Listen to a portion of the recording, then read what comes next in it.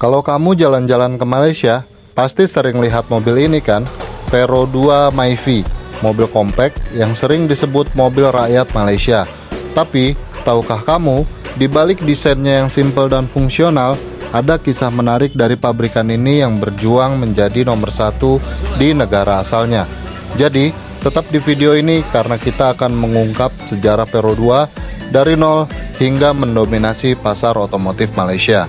Like dulu video ini dan subscribe channel BBM kalau kamu suka konten otomotif penuh informasi. Vero 2 atau Perusahaan Otomobil Kedua SDN BHD didirikan pada tahun 1993 di Rawang, Selangor. Seperti namanya, mereka adalah pabrikan mobil kedua Malaysia setelah Proton. Tapi ada satu yang bikin mereka unik. Mereka memilih fokus pada kendaraan kecil yang efisien.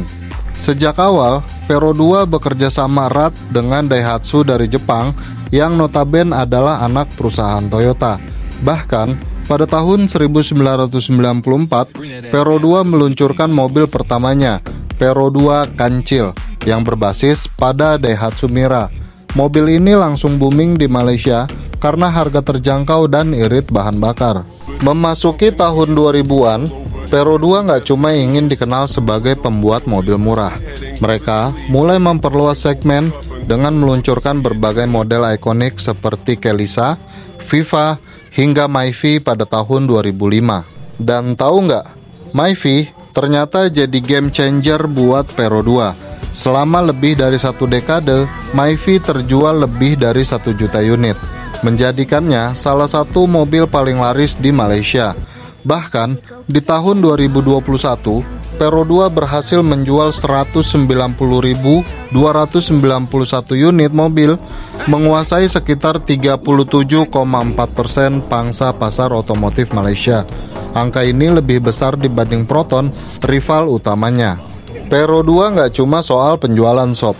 Mereka juga punya salah satu pabrik otomotif paling canggih di Asia Tenggara. Dengan kapasitas produksi hingga 320.000 unit per tahun, hebatnya mereka terus berinovasi untuk menghadirkan mobil yang ramah lingkungan dan terjangkau. Sekarang, Vero 2 nggak hanya memproduksi mobil untuk pasar domestik, tapi juga untuk ekspor ke berbagai negara, termasuk Indonesia, Brunei, Sri Lanka, dan Nepal. Salah satu model sedang naik daun adalah Vero 2 Ativa, SUV kompak berbasis dari Daihatsu Rocky. Di masa depan, Vero 2 juga berkomitmen untuk mendukung pengembangan mobil listrik di Malaysia.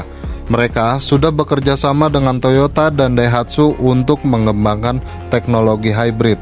Dengan ini, Vero 2 siap bersaing di era mobilitas berkelanjutan.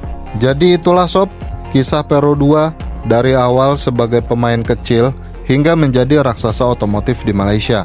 Mereka membuktikan bahwa inovasi, kerja keras, dan kolaborasi adalah kunci sukses di industri yang kompetitif ini.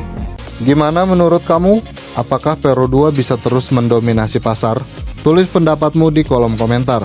Jangan lupa like, share, dan subscribe channel BBM biar nggak ketinggalan info otomotif lainnya. Sampai jumpa di video berikutnya.